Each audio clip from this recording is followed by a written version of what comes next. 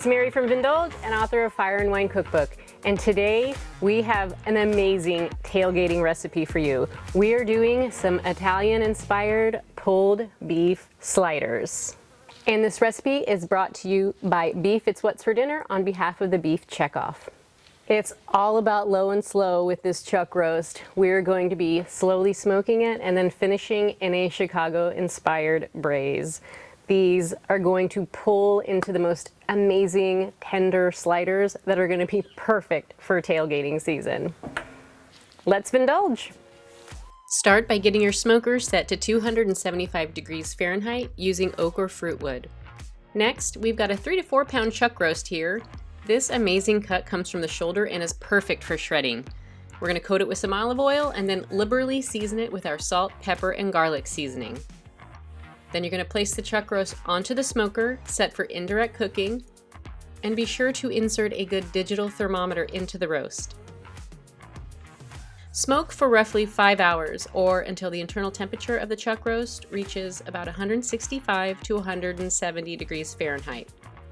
While the chuck roast is smoking, you can go ahead and start on that braising liquid. In a large smoker-safe dish, add some beef stock, some salt and pepper, some Italian seasonings, a little bit of red wine vinegar for some acidity and kick, and a bunch of Giardiniera. Then we are going to mix that all together.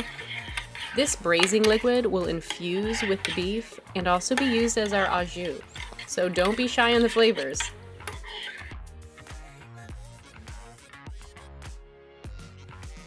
Now that it's been about 5 hours, it's time to add that smoked chuck roast to the braising liquid.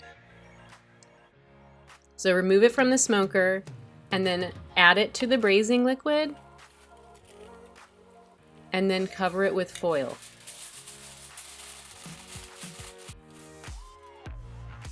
And then you're going to place it back on the smoker and place that thermometer back into the chuck roast and continue smoking until the internal temperature of the chuck roast reaches around 200 to 205 degrees or so.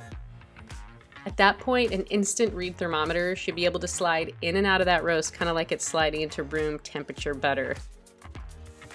It is looking so good right now. Once it reaches that point, you can remove it from the smoker and then let it rest for about 30 minutes. So this chuck roast has been resting for about 30 minutes now. So go ahead and remove the foil, and using 2 large forks, you can start shredding that meat right there in that braising liquid. You can go ahead and remove any excess fat pockets and you can just discard those.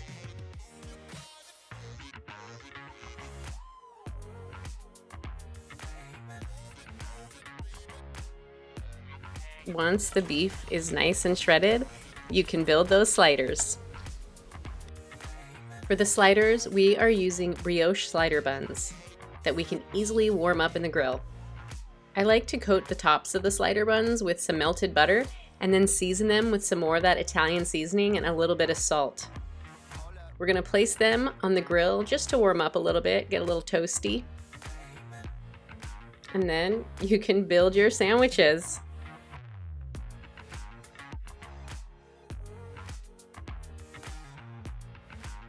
So we have pulled this meat and it smells so ridiculously good. And I'm just gonna build a slider. It's gonna take some of this super tender meat with some of these juices.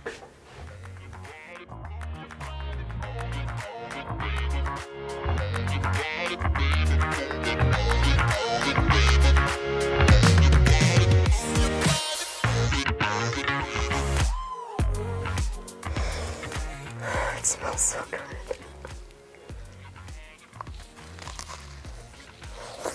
Oh my God. I love the acidity that the Giardiniera adds. It is lovely. The meat is smoky and tender.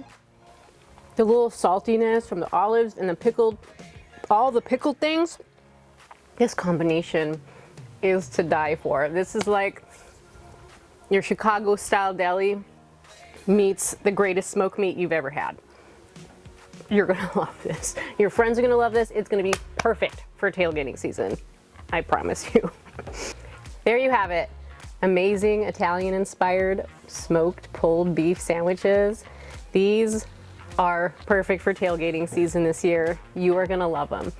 And you can easily modify these. If you wanna add some cheese, add some cheese. If you wanna add some pickled onions, be my guest. You can modify them however you want. You're gonna love them no matter what you do to them. I hope you enjoyed Vindulging with us today, because here at Vindulge, we are all about great food, great wine, and great backyard experiences. You can find this recipe and hundreds more over at vindulge.com. Cheers.